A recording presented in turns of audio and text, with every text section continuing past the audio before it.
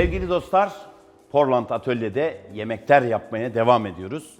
Yine Cookland serisiyle harika bir yemek yapacağız. Efendim bugün size hikayesi olan bir yemek yapacağım. Bu da soğanlama.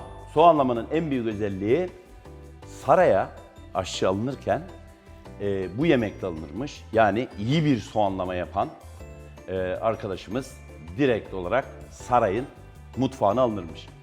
Her ülkede böyle şeyler vardır. Mesela Avrupa'da iyi bir Michelin yıldızı restoranda bakılacak tek şey iyi yapılmış bir sufle. İtalya'ya gittiğinizde iyi yapılmış bir risotto ya da iyi haşlanmış bir makarna kriter olarak ele alınır. Mesela benim çıraklığımda bir kural vardı, o da şuydu. Mesela bize bir tane limon verirlerdi. Limonu 4'e böldüğümüz zaman derlerdi ki bir dakika bu limon büyük, 6'ya bölmen lazım. Bir taraftan da ticari tarafına bakarlardı. Biraz sonra yapacağımız yemek saraya işe alınma yemeği olarak bilinen soğanlama. Aslında basit bir yemek. Ramazan ayında çok tüketilir. Yapması aslında basit gibi görünse de çok zordur. Çünkü basiti yapmak gerçekten çok zordur. Az malzemeyle biliyorsunuz Anadolu'da kiler kültürü var. Bu kiler kültüründe de kilerinizde ne varsa o malzemelerle harika yemekler yapıp gelen misafirlerinizle mutlu etmeniz gerekiyor. Bizim de bugün malzememiz gayet az. Böyle doğramış olduğumuz piyaz soğan diyoruz biz buna. Piyaz soğan doğruyoruz. Tereyağımız var. Yumurtamız var. Tarçınımız var. Karabiberimiz var. Tuzumuz var. Biraz da şekerimiz var. Her zaman ne diyoruz?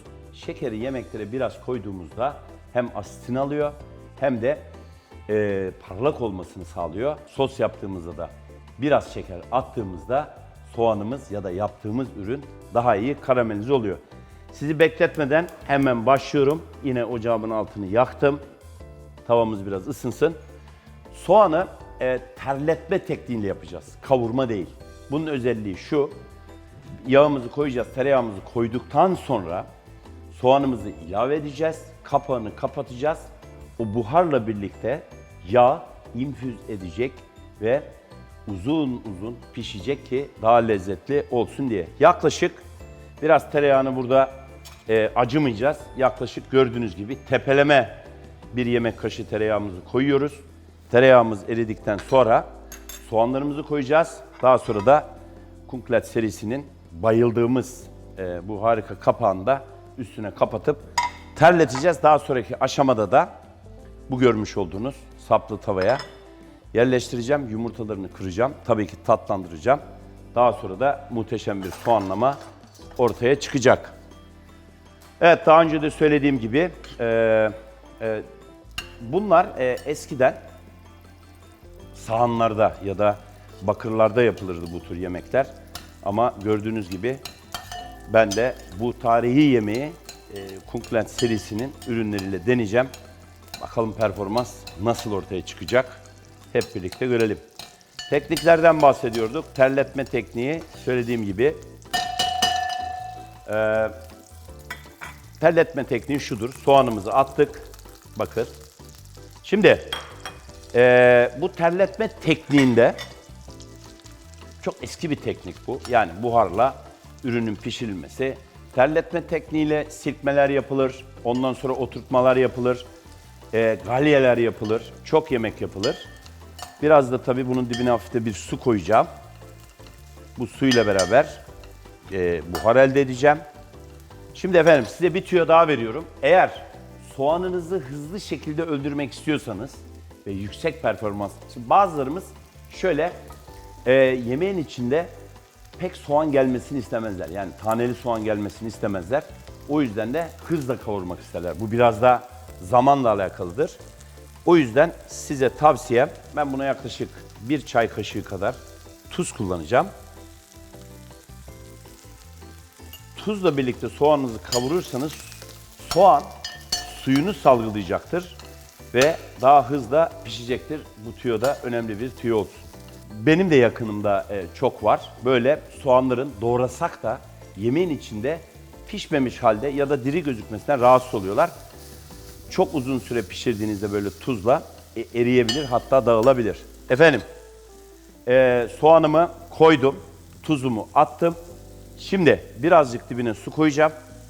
Şöyle, yaklaşık 3 yemek kaşığı kadar. Soğanımı koydum. Şimdi altını sona kadar kısacağım. Yani en sona kadar kıstım. Üzerine kapağımı kapattım. Burada terleyecek. Yani terleyerek pişecek. Daha sonra biraz şeker, tarçın ve karabiberini koyduktan sonra pişireceğim. Tavaya döküp yumurtasını kırıp servis edeceğim. Efendim, evet bahsettiğim gibi terletme tekniği. Gördüğünüz gibi yemeğimiz pişiyor. Biraz daha su ilave edeceğim. Çok az. Çünkü biraz böyle banmalık bir yemek. Suyumuzu ilave ettim. Şimdi yaklaşık şöyle kaşığın ucuyla tarçınımı koyuyorum. Yine kaşığın ucuyla şekerimi koyuyorum. Yaklaşık bunların hepsine yarım çay kaşığı diyebiliriz. Evet. Ya buradaki tarçını, karabiberi. Tabii günümüzde bunu salçalı da yapılıyor. Bol domatesli de yapılıyor. Ama orijinal hali bu şekildedir. Şimdi yaklaşık böyle bir baharatların ve tuzun yemeğe lezzetinin geçmesini bekliyorum.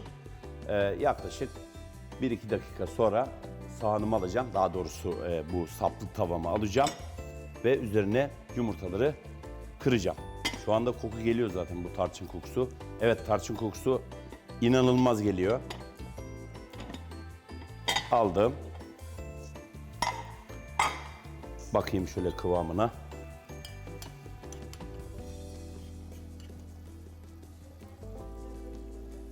Tabii şunları takacağım ve içine dökeceğim. Evet, biraz da tabii bu tavamızda yumurtayla beraber de pişecek. Evet, geldik. Sizlerden gelen yorumlar üzerine Portland'ın hemen yapmış olduğu bir Ar-Ge çalışması sonucunda tutacaklarımızla kullanalım. Şöyle tutuyorum. Gördüğünüz gibi tavaya devirdim. Vallahi çok kolay ha. Hemen al koy, al koy, al çek, bitti. Tak. Al bulaşıkhaneye. Muhteşem. Size teşekkür ediyoruz bunun için.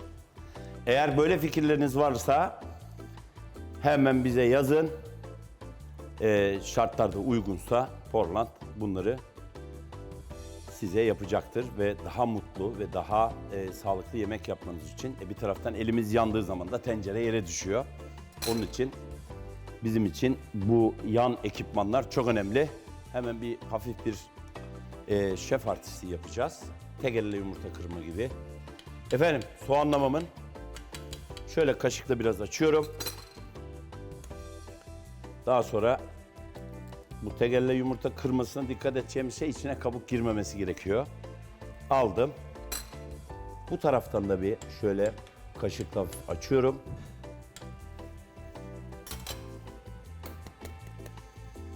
Yine yumurtamı kırdım.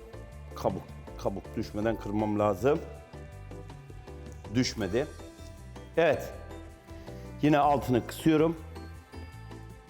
Kısık ateşte yumurtalarımın pişmesini bekleyeceğim.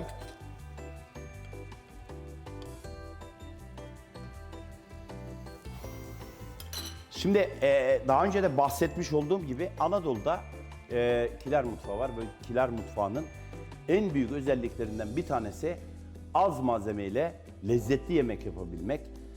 Bu yüzden de mesela tek bir hamur kesilir ya da böyle kalbur üzerinde elle olmaç haline, küçük parçalar haline getirilir. Kaynayan bir et suyunun içine atılır. Üzerine de bir tereyağı dökülür ve afiyetle yenir.